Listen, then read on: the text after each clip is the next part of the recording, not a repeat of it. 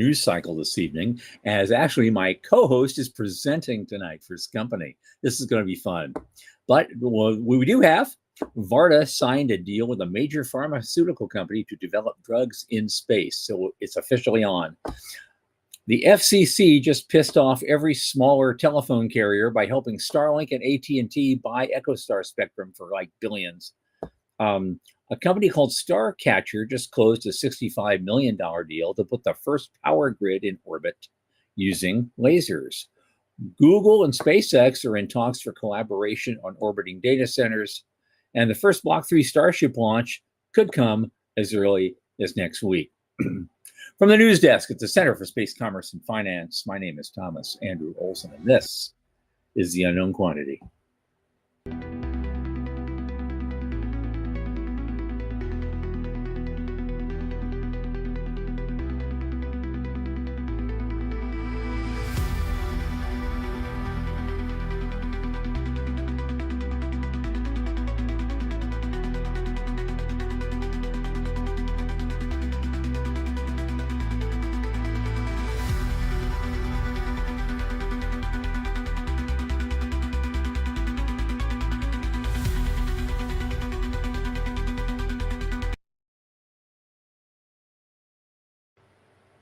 And of course, our program is brought to you by the Center for Space Commerce and Finance. What do? What we always do. We champion and strengthen emerging space startups and space-adjacent enterprises worldwide through advisory, access, and advocacy. Our pitch events and world-class boot camps fortify startups to be better investor ready. Now, a lot of our work, especially this podcast, is supported by our listeners and fans like you. So just go to cscf.space/support and click that Plain as Day donate button. A little in the tip jar each month makes a big difference. Thanks so much in advance. And don't forget to like and subscribe, and of course, tell your friends. Now, normally, speaking of friends, I would bring on Michael Laine, but Michael Laine is going to be presenting later. And so our short news cycle, our producer, Sean Key, is coming in to lend a hand with the news. Sean. How you doing, folks? Hey, How man. You doing, Tom? Don't get to see on screen much. How you doing? I know it. My light is going crazy, so that's the reason why I look like I got some sort of funky rainforest disease. Yeah. Well, you're back in the 70s disco there. There you go. Now we got something. Oh yeah. It's going crazy. It will not fix itself. Oh well. Okay. That's close. That's close enough right there. All right. I guess we'll just start in. I mean, here's an interesting. This would be the thing on Ars Technica today. This could be the moment that drug manufacturing takes off in orbit, and they're plugging it as a historical moment for the space industry. I guess NASA's been able to study the impact of microgravity on drug development for decades, starting with the shuttle way back when. This work accelerated in the 2010s. With completion of ISS and full-time crew devoted to that research. But I know there's been some successes during that time frame. The cancer drug called Keytruda they started crystallizing that in 2019, and that opened up the possibility of doing all sorts of other things. Right. NASA subsidized a lot of that work. Yep. And now Varda has come in. Yeah, and it looks like it's being subsidized a little bit from private company. Hold on, I'm trying to pull it up right now. There we go. Okay. So readers can see it. There it is. Sorry about that. I'm trying to do two things at once here. I'm trying to look pretty on screen and do this, and I'm failing at both. So yeah, behind the scenes, I'm a fan of Varda. Yep. And so does Tom. Michael. But and for me, it's the down mass. I'm really a big component about down mass. I think it's one of the things that makes the economy, a commercial space economy, more complete. And I do like the idea of it developing. It's just that I don't know how fast that's going to be compared to what they're playing and saying. Yeah, you're right. They're not really talking much about the time frames for this, just that they, after launching their first vehicles, They have these capsules have autonomous bioreactors that spend a few weeks to a month in microgravity, and then they process pharmaceuticals in the absence of gravity. Well, they signed a deal with United Therapeutics Yeah. to actually, do some formal stuff in orbit, and it's all essentially it's the first time a large publicly traded company is actually using their own money. Yeah. Yeah. That's probably the biggest news piece out of it. Yep. It's just private companies using their own money to contract with them. And that's going to open up the world to a lot of things. I mean, this thing, not just drugs in space, but all sorts of other manufactured type. Well, you got material science, you got chips, computer chips. Yep. Just those two off the top of my head. There's a couple other things, but mainly those are the ones that are going to start. I like to see this accelerate, but I don't know. In 5 years' time, we should see something really solid, steadily going up, coming down. Yeah. And then hopefully they'll scale from there. Absolutely. I remember when I was a kid, though, I used to hear the story. He says, yes, someday we'll be able to make perfect ball bearings in space. And technically, I guess, you could, but I have yet to see someone put a smelter in orbit that could make the steel necessary to extrude them one at a time with perfect precision, and have them. It will probably be someday, but not our day. Right. Like fusion. I don't know. Yeah. Okay. This is 25 years away. We're 25 years away. That's all it is. That's it. Always has been, always will be. Absolutely. Okay. Here's the thing that gets me. I love this thing. It's another Ars Technica article. These guys have been great. FCC angers small carriers by helping AT&T and Starlink by EchoStar spectrum. I guess, and the approval was no surprise because in the subtitle there, the FCC chair actually pressured EchoStar to sell the licenses. And these deals are worth $40 billion. Yeah, that's a government play and picking winners. Yep.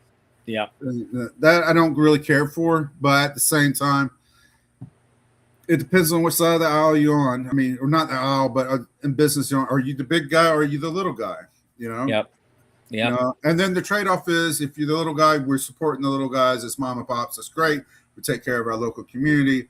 But the trade-off is, if you go with a big guy, economies of scale, you might be able to get a better deal with them than you could at a mom and pop.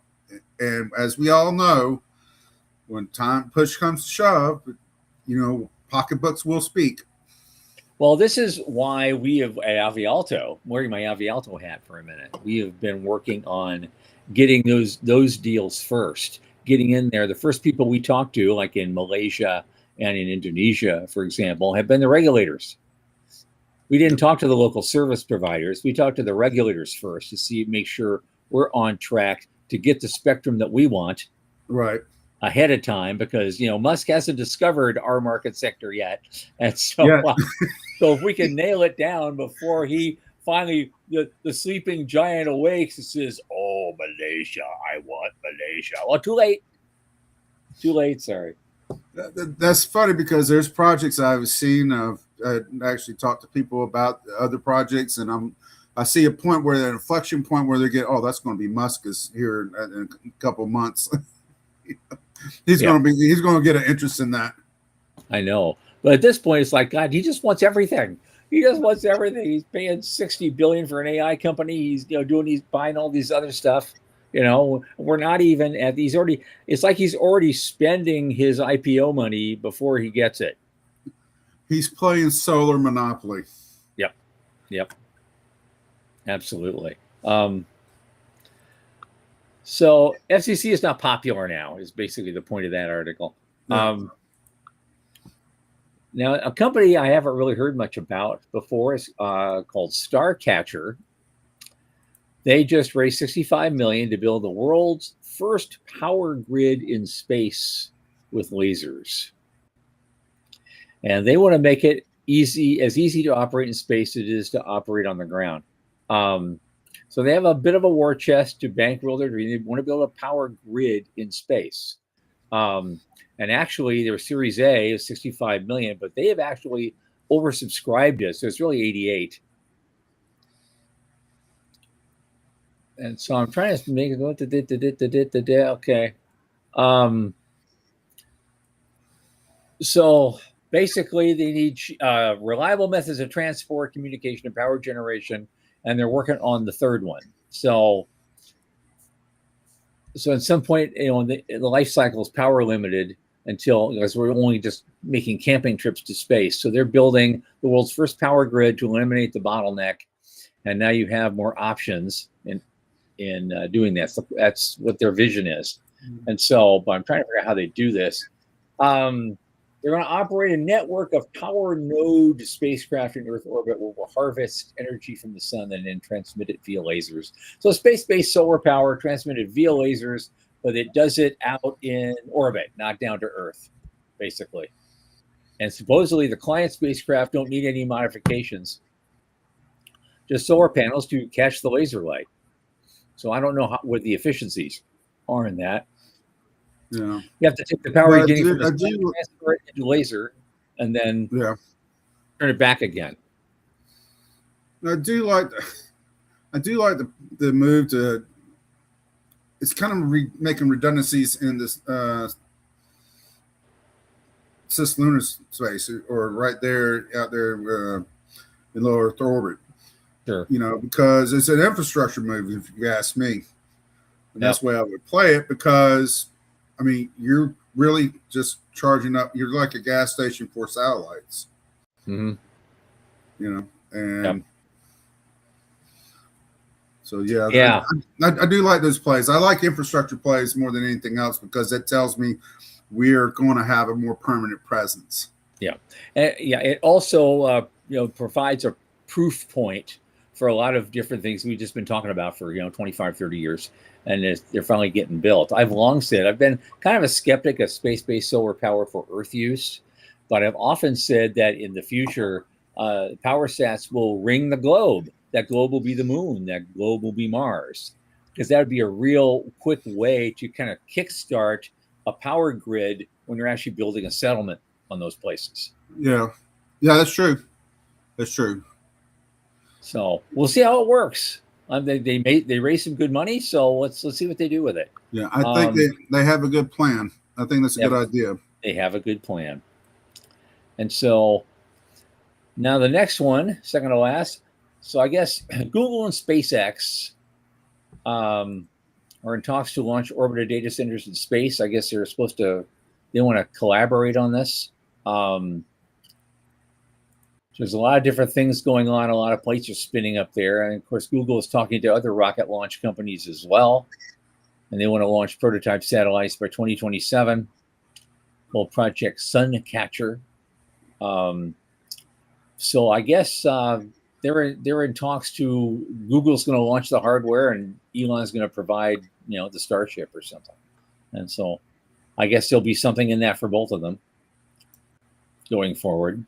Yeah, well, the fact that Google invested in SpaceX, so some of $900 million, there might be like, hey, friends and family, dude, friends and family. Right.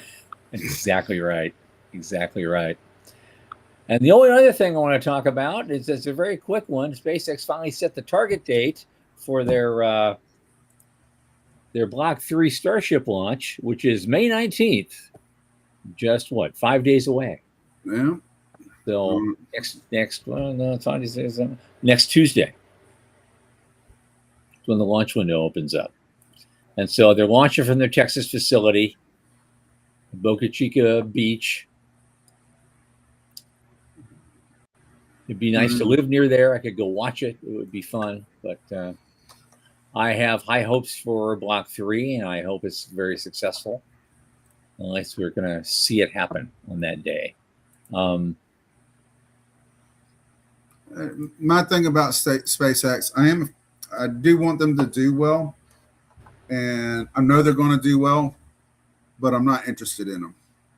I'm more interested in everything else around them, how they're developing. That's to me is where the real how well we're going to do or not going to do exist. Elon's going to punch through till Elon can't punch through no more. He's going to do his own thing, but he's going to do it for Elon. He's going to do Yep. it for SpaceX. That's true. That's who he's going to benefit. And that has been my. There's going to be some residual, Yeah. but really, can we? Is that fringe? How can the outside of SpaceX capitalize on it? Because that's really where the space economy is when you take him out.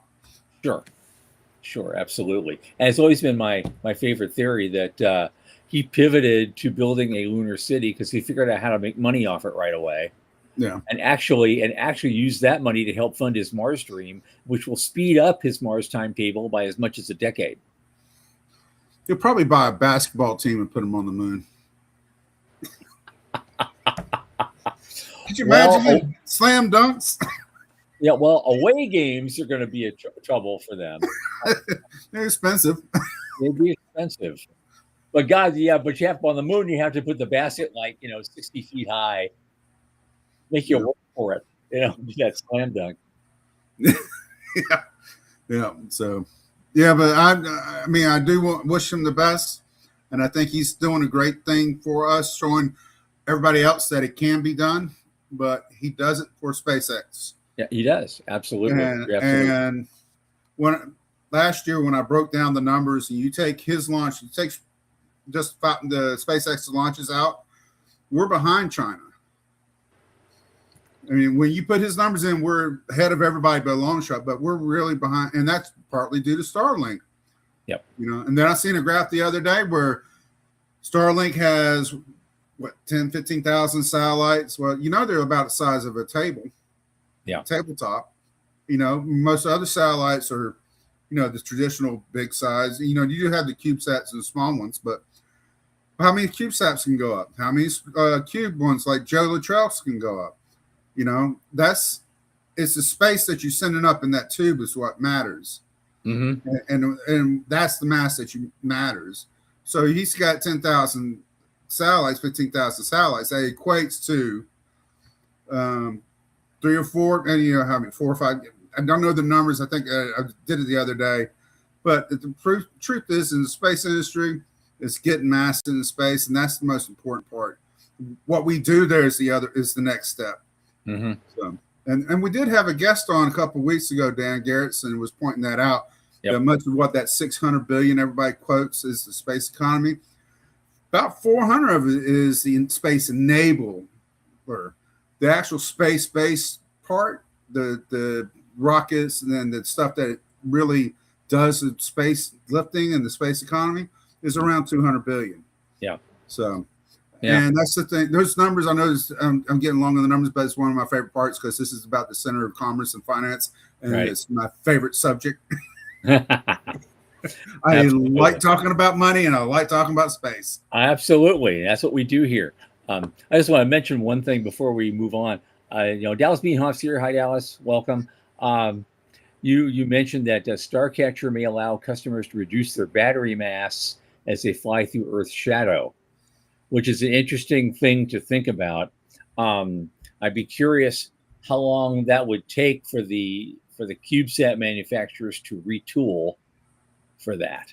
Well, I know somebody you might be able to ask who has an idea. Okay. We can see what our friend Joe Luttrell says. Yeah, it's true. He'll be coming up soon. Yeah. Okay. We can ask him when he comes on. Okay. Well, this is what's going on now, folks. This is going to be, like I said, this is the key part of the evening tonight. We have a very special program. My regular co-host, Michael Laine, is also raising a lot of needed capital for his Liftport Lunar Elevator Initiative. And he's coming on tonight. He's actually going to make, he agreed to do this. He's kind of scared about it, but he's going to do his pitch, his money pitch, like we would do it at a pitch event at a Silicon Valley, investor company or wherever you want to do your pitch at. And he's coming on to actually do that presentation for all of us, slides and everything, in real life and in real time, and his actual funding pitch. Now, I'm going to be watching it. We also have another special guest that's going to be watching it with me, someone named Joe Luttrell from Cube Inc. And afterwards, we're going to listen to the whole pitch, make notes, and afterward, we're going to start asking the hard questions that a potential investor in the room might ask. Interesting. Like, this started because I offered to do this privately, in kind of offline discussions. But after we talked about it a little bit, we thought, wouldn't this be a great show? A live exercise to share how things work in the real world. And actually, it's a bit risky for both of us, but we think it's worth it. So without further ado, Michael, come on in, man. Hey, hi. Hey. I was laughing the whole time you were doing that preamble. You're like, it's a little risky for both of us. It was going to be a private thing. Oh my God, gentlemen, how I wish it was a private thing. I'm not doing it online. Well, you're here now, man. Here's what we got, right? Here's what we got. So a little preamble. People have been asking me for a pitch deck for Jesus. It might be a year. It might be a year. And I've been very reluctant to do this because it kind of locks you into something, right? And so today I'm like, okay, I got up 6:45, started working on it at 7:00. Like, I was in it.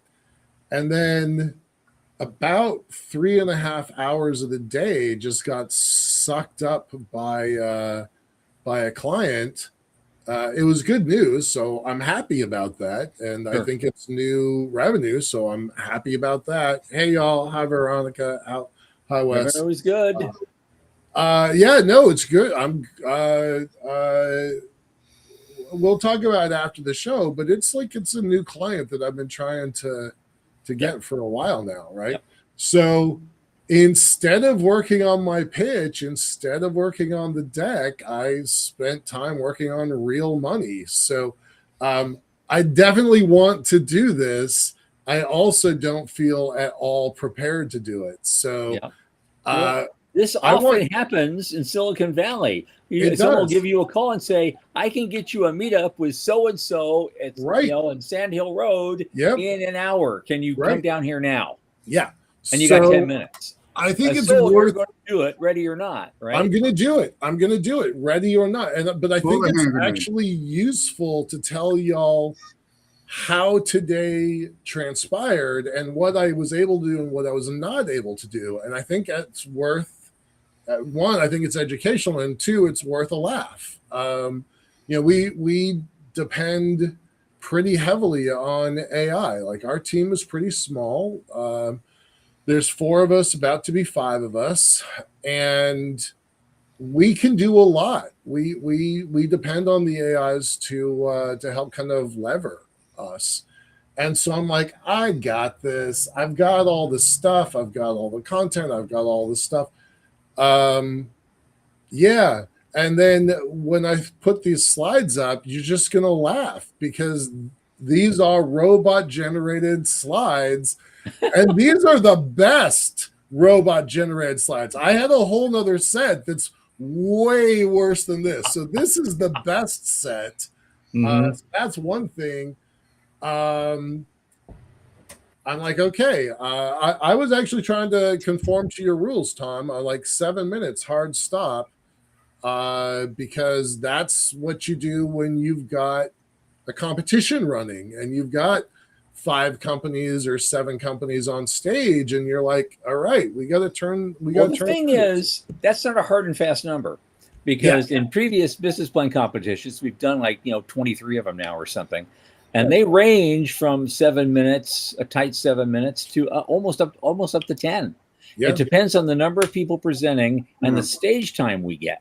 And so it varies with every event that we do. So I'm not going to time you at 7. Sean might, just to be a dick. Okay. But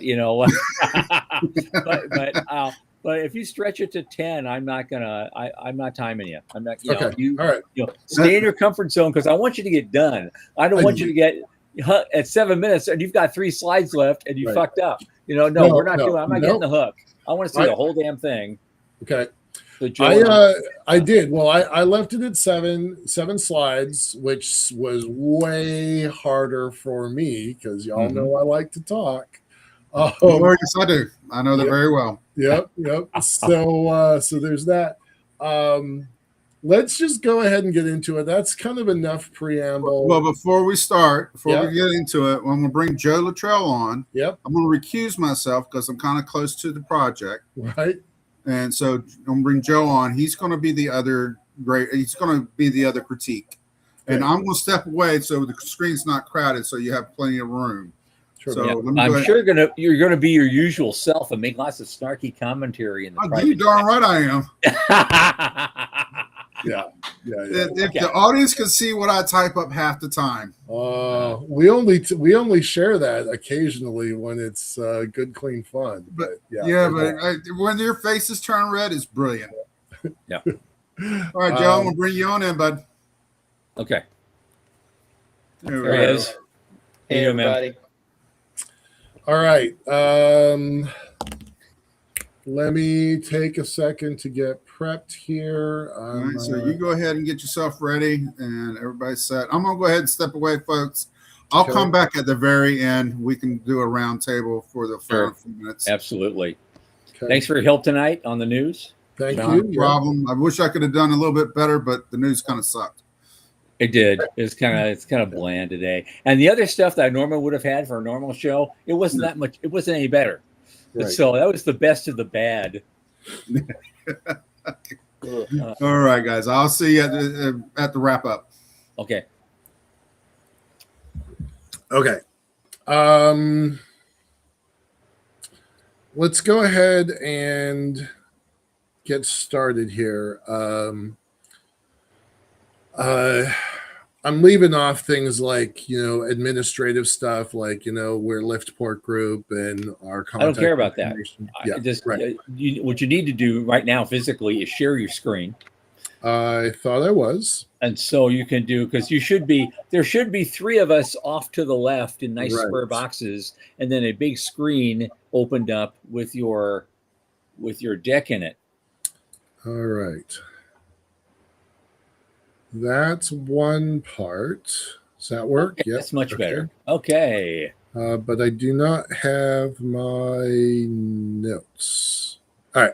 You guys can see that? Everything's good? Yeah, we can see that. Everybody else can see it. The whole world can see it. The whole world is watching. No pressure, Michael. All right. I don't know why I'm so nervous with you. I don't know.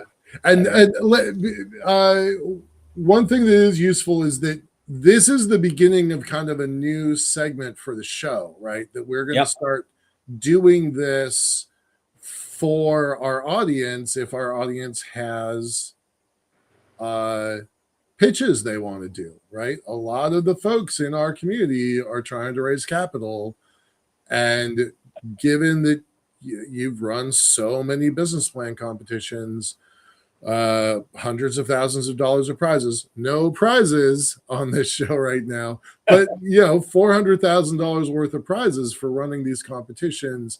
I think that's how this whole thing started. So I'm the first guinea pig for this, and despite me being beside you during many of those business plan competitions, you've only been a judge for me one time. Yeah. Way back, maybe it was 2010 or so, 9 maybe. It was it was the year the guy with the glove won. Anyway, he had a great glove. And Yes. But I've never pitched in front of you. So that's another thing that kind of makes me really worried. Like, I gave a pitch last week, 2 weeks ago. There were 14 of us up on stage. We only had 3 minutes. I thought I kind of killed it. And I got third place. Again, no money, but it was still like training wheels for me. So I do feel a lot more pressure with you than I did 2 weeks ago when it was a room of mostly strangers.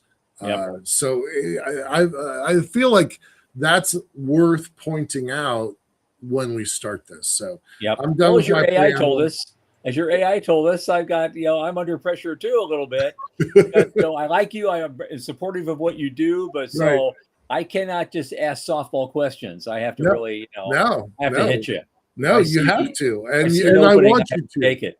Right. Yeah. This is training wheels for me. I need to learn this skill. I don't actually have this skill. So, all right. Okay. I'm going to start. Okay. And I'm starting the clock. Yep, I am too. Hi. Go ahead. I'm Michael Laine. I'm the president of Liftport Group. And I want you to think about this.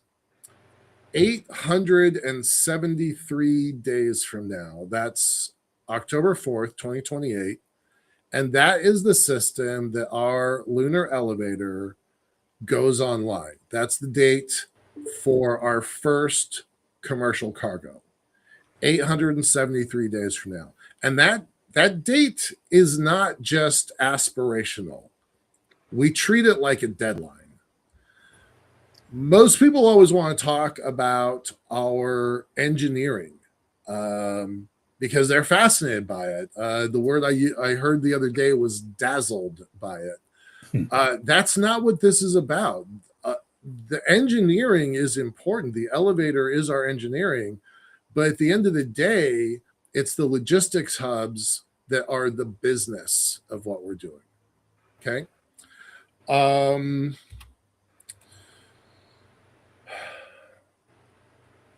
The first question I always get when I talk to space people, especially space money people, is why the moon?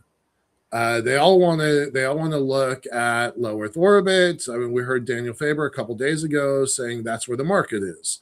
To me, the answer is geography. That the Earth Moon Lagrange 1 sits about 85% of the way between the Earth and the Moon. It's the gravitational middle, and it is the most efficient cislunar trajectory that funnels everything through that region. It's important to note that physics permits just exactly one location like that. It can't be duplicated. It can't be moved. As the cheesy movie from the 80s, Highlander, said, there can be only one. And if the cislunar space was a game board, then EML1 is Boardwalk. Whoever holds that infrastructure collects a toll for every transit, every mission, every payload moving between the Earth and the Moon. That's not a market thesis. That's orbital mechanics, and our business mode is based on physics. What we're trying to do is change the game in space, just absolutely upend it. The business of our business is to operate the only logistics hub at the only choke point in the cislunar infrastructure. If you added every provider, every program combined going to the moon, the lunar cargo manifest is about 5 to 9 metric tons per year. That's a very fuzzy number, especially with the changes in the Artemis program recently, but it's a validated number. And the price tags there are between $500,000 and $1 million per kilo. So far, science has been the only thing that has justified that. Yes, there are some commercial providers that are trying to do stuff, but if you look at their customer's customer, it's almost always NASA trying to do science.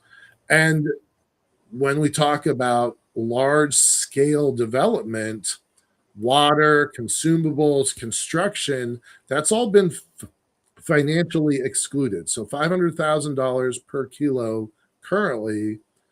And what we're trying to do at Liftport, our logistics hub, is to take that price wall down from $500,000 per kilo to only $5,000 per kilo. We're taking 2 zeros off the price tag. We're taking it down 2 orders of magnitude. And in our first operational year, we should be able to move about 40 tons And that's pretty close to 5 to 8 times the entire global manifest for the moon. So that's one operator in 1 year. Fast forward, our projections actually push us closer to $4.2 billion in combined revenue within the first decade of operations. We're not competing for market share. There is no market to take. There's nobody that we're going to take this away from. What we're doing is we are seeding and growing a new market by knocking down the price wall that keeps it from happening.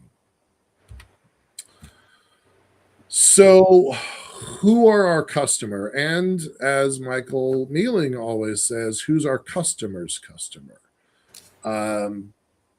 We refer to it as ACDC, academic, civil, defense, and commercial. And those segments make up most of the lunar actors out there. By volume, we're kind of anticipating that the civil market is our largest market. So that would be NASA, ESA, JAXA, all those folks, ISRO. And what they're going to be doing is construction feedstocks and consumables for the Artemis program. Our second biggest, probably based on revenues, it's a little bit different, but that's probably the defense sector. And that would include Space Force and DARPA trying to build space domain awareness and, in our case, minor elements of the Golden Dome program. And that's going to serve the cislunar military theater that did not exist just 5 years ago. So brand new open territory for us and for everybody, really. The commercial sector is the one that is the fuzziest. We certainly, I think everybody on this show, certainly we think that that will ultimately become the biggest sector. But that really only happens at scale once the price wall comes down. So there are going to be things like lunar resource companies, ISRU operators, communications infrastructure, that sort of thing.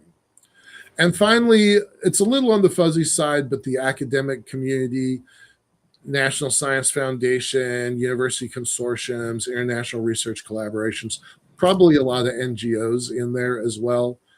And those customers are, in a way, they are the future itself. As we train more new, younger students to move into this field, they're going to have a role to play. And what we're doing is we're building the only architecture that moves cargo at a price that lets the rest of the economy exist. I think that's really important to kind of just let that sink in. We build the system that makes all the other systems work. So why us? Why now? What's going on here? Liftport's been working in space elevators for 25 years, lunar elevators specifically for the last 15. And a fair skeptical question to ask is, why hasn't this happened yet? And I think the answer is relatively straightforward. The surrounding economy, the industry wasn't ready. Launch costs have collapsed. Governments have reprioritized the moon. Capital has rotated towards infrastructure. And the world is finally caught up with our vision. 25 years isn't a liability, it's a moat.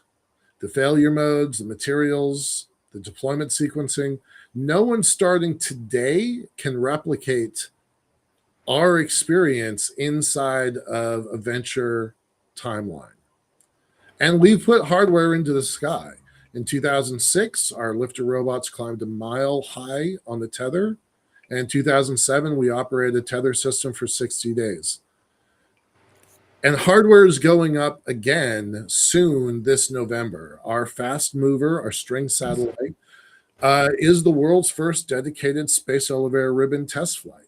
90% of the satellite is complete. The manifest is confirmed. Licensing is nearly done. In just 6 months, the question of is the string strong enough will have a public, hardware validated answer. Going back to the engineering, the physics of this system are gentle. On Earth, the elevator fights a full gravity, a full atmosphere, weather. On the moon, no atmosphere, no weather, and 1/6 the gravity. So because of the balance of this system, gravity doesn't shout, it whispers. And that makes the whole system work because the forces are so small. No new physics are required.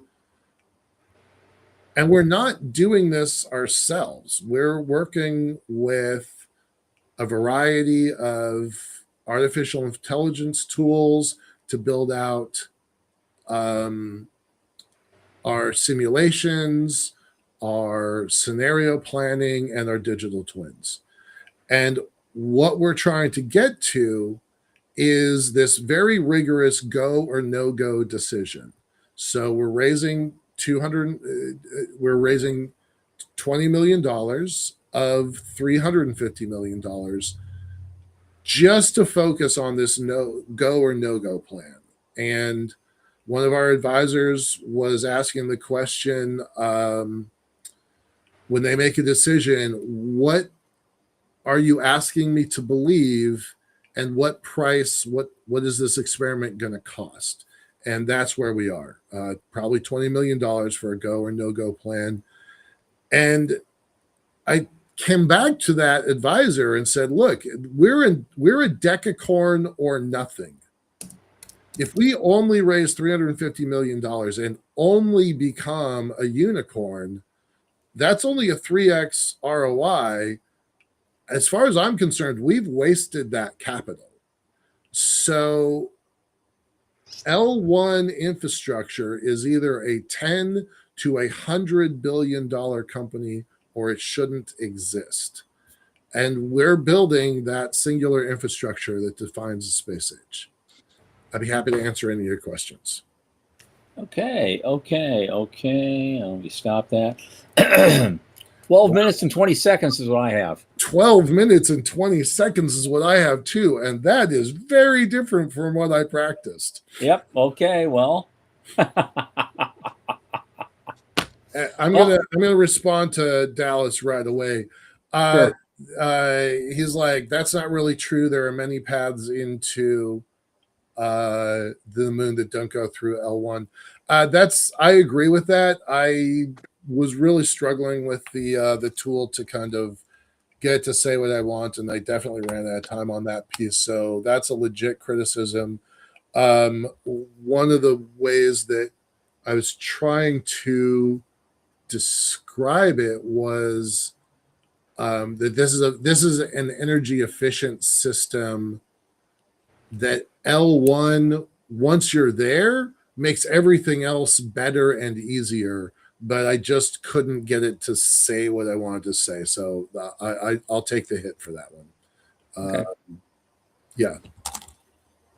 And I also appreciate this price range. 100,000 if you're going with SpaceX and Starship. Which hasn't materialized yet. That I was just about to say, I'm not banking on that number. I did use the 1.2 Astrobotics number, and what I had been saying was the prices between 500,000 and $1 million.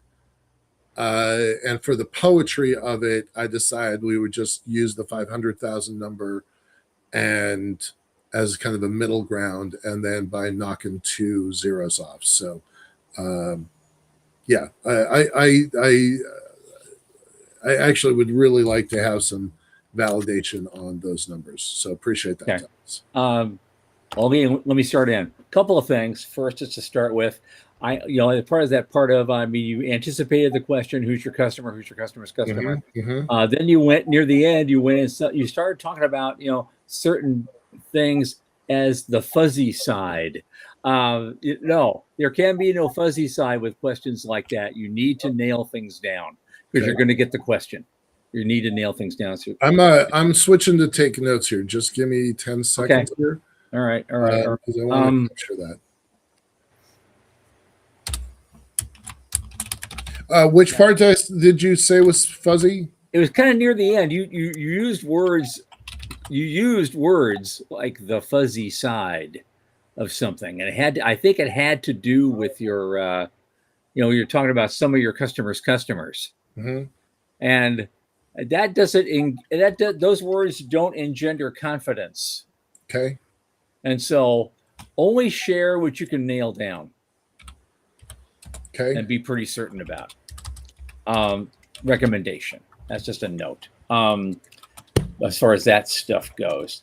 Now, I was expecting. You're doing this milestone thing. You're raising 20 million for a certain set of milestones, and it says okay, and then you have a go no go decision at the end of that milestone. Well, what if it becomes no go? What happens to the 20 million? Is it just gone? No, actually, I was really hoping you were going to ask that question as part of this. Well, I did. Here you go.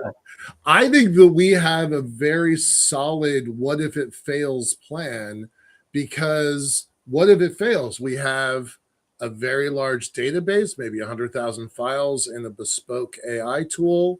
We have a team that's really good at tackling hard problems, unknown problems, and putting their arms around it and discovering things. So I think we still are a valuable company, even if we don't get the elevator built.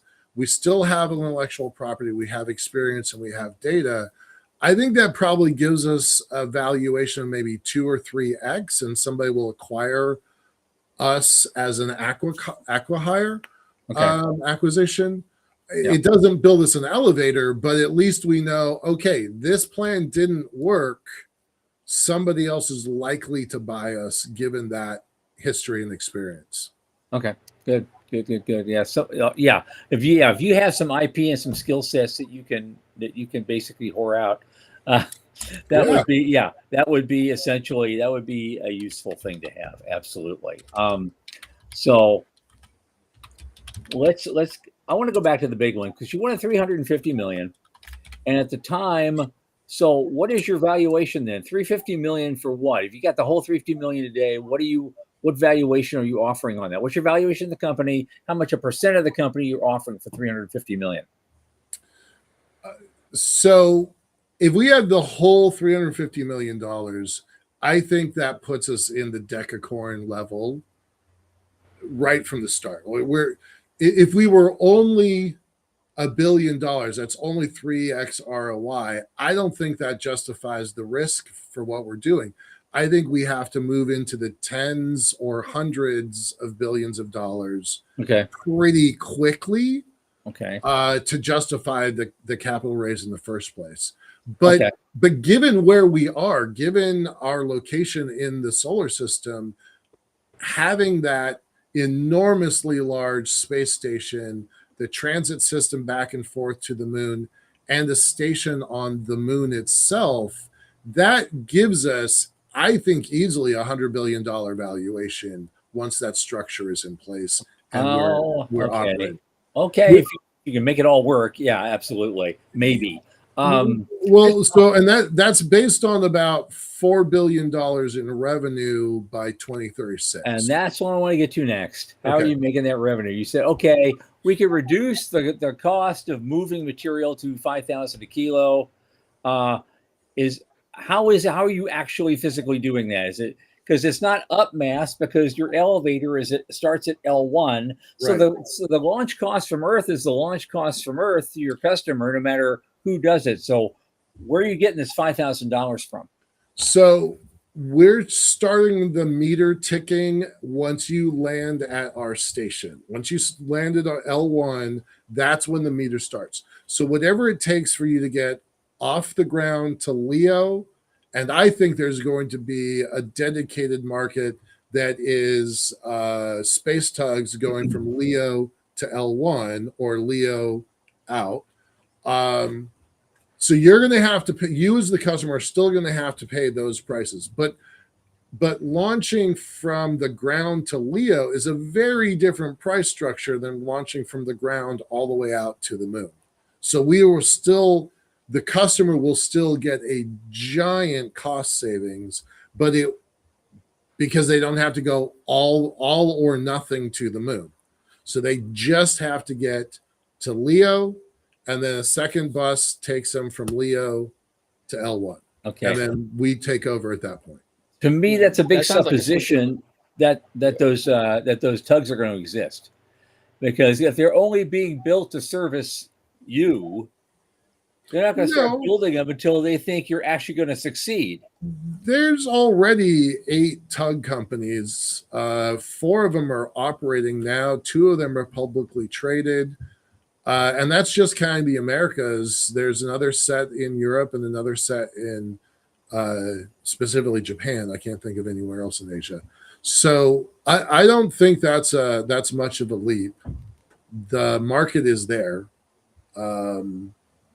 And hell, Daniel Faber just built a $60 million business on the fuel tank connector system for that market. Mm-hmm. So I don't think that's much of a push to think that there's going to be a dedicated market. So that's where our pricing comes from, is just the it's down mass to the lunar surface. Up and down. Back up again. Yep. Okay. Joe, you have a question. I know you have a question. Yeah. Well, when you're ready, I've got a whole list of things. But one of the things that gets me is that when you're talking about these tugs, it seems like a vertical integration market for you. So you've got the L1 point or EML1. Then you might as well just go ahead and build the tugs and just, hey, we pick you up at LEO, we take you to the station, we drop you off on the moon. When we first priced this 15 years ago, when we first decided to move to the lunar elevator, we had an $800 million price tag, and 200 million of that was dedicated to University of Michigan's electric propulsion engine, their electric engine model, and we were going to build our own space tug. That is what our original plan was to do. But because there are so many tugs out in the world now, we just cut that completely off of our to-do list. Assuming we get as big as I hope we do, then somebody is going to be an acquisition target. But right now, we're just focusing on getting the elevator built. Okay. It okay if I hit you with a few things? Yeah. Please go ahead. Questions.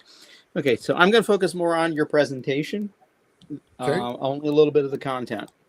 And first thing I want to say is we need a coffee mug with an illustration of the moon with "Gravity doesn't shout, it whispers" written on it. Okay, that is just screaming market. That's true. Yeah. So on your intro, here's where downside, upside. Okay, don't explain or excuse yourself ever. Get up there, just start talking. You want to grab my attention? You've got 2 seconds to do it. Your first slide, you said 873 days. It should be a countdown clock. Big bold letters on the website. Just scrolling down, telling you now this clock represents, and then you start talking about what it means, why this is important. Okay, that's a much more powerful lead in. That's a good hook. EML1. Never use acronyms with your audience. You don't know what they don't know. And I actually had to, I'm in this, and it's like, okay, EML1, I think he's referring to, don't let me guess. Don't ever let me guess, okay? I'm impressed with orders of magnitude savings from 500K to 5K per kilo would be absolutely stunning. If the cost is closer to 1.2 million, even better. I mean, you're talking massive change in the way things are done business-wise. So yeah, that has some huge potential. based on your 4.2 billion number, that means that you're basically pulling in about 420 to $500 million a year. All right, We are counting on that. That's good. Yeah, that's good revenue. Yeah. And also, you're creating a choke point when you have this elevator built. That is a choke point now. So you can command prestige pricing in the beginning and work it down from there. Instead of starting low, you start high.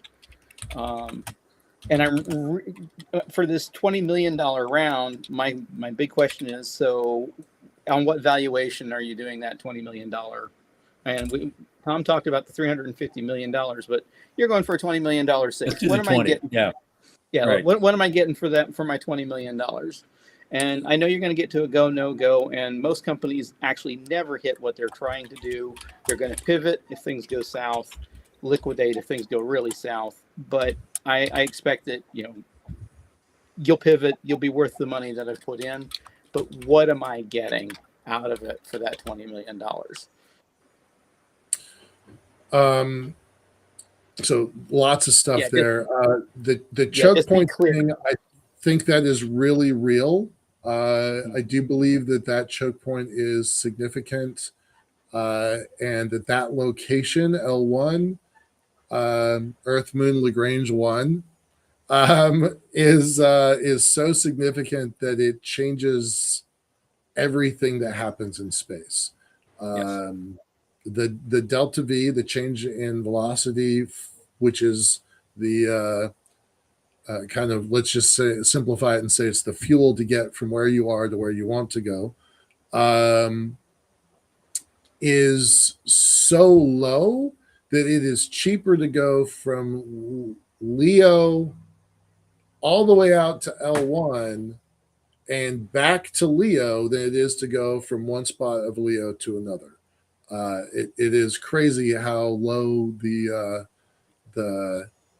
economics, the economics of fuel are when you include the L point into that. Okay. Okay. I want to. Yeah, go ahead. When you're ready, I want to hit something. I think. Sure. We got Dallas is asking a lot of.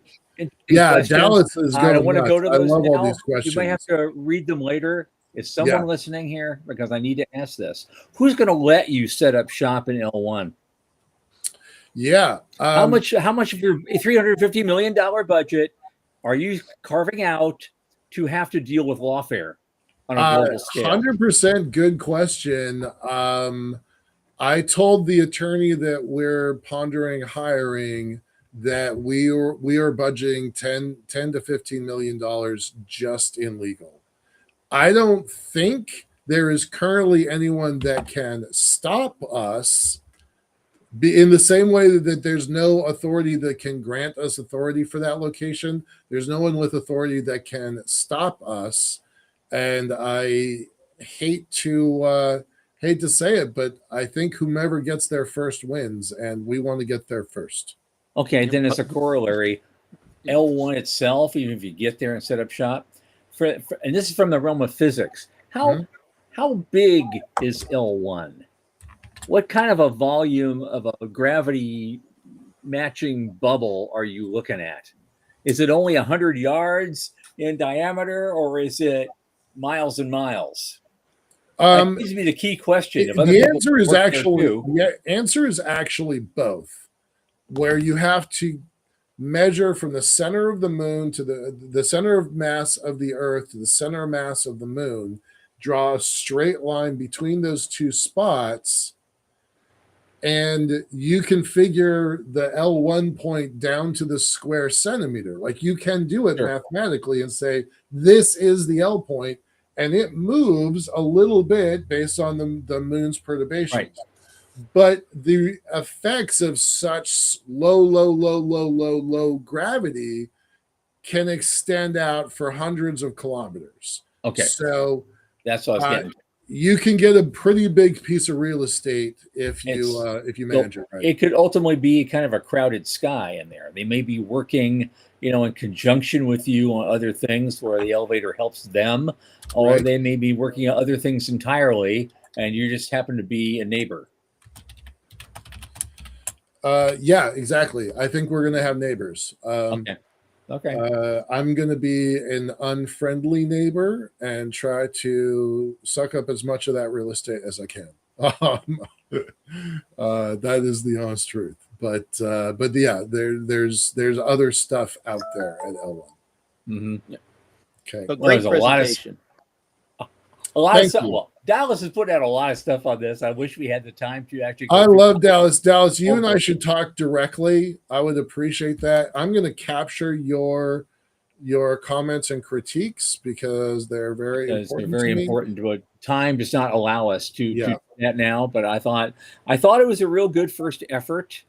There's a few little minor gaps here and there that need to be taken care of. And just to make sure, you get those numbers right and really do a slide showing this is how we make the numbers and make it very, very clear to any investor who's looking at it. That would be a big helpful point. Yeah. 2 thumbs way up. A couple Doing of this is scary. But otherwise, good. Good, man. Very good. Thank you. I appreciate your critiques, both of them, both of y'all. And of course, Dallas. Yeah, we want to get this right. All of us, we want to get this right. So thank you. Absolutely. Because I don't know those answers. So, it's up to you, man. Yeah. Okay, Michael, thank you so much. This is great. And I hope this is the harbinger of things to come. We'll get to do something like this again with other people someday. It was a good first try to see how we could do. There's room for improvement in me as well. So there we go. There's always things to fix. So Michael, Joe Luttrell, thank you so much for being a part of this and helping out. Appreciate it so much. Okay. And of course, Sean in the background, always happy for him. On Monday, our guest will be, this is going to be interesting. Our guest will be investor and CEO Ron Weiner of the Venture Mechanics Startup Launchpad Accelerator.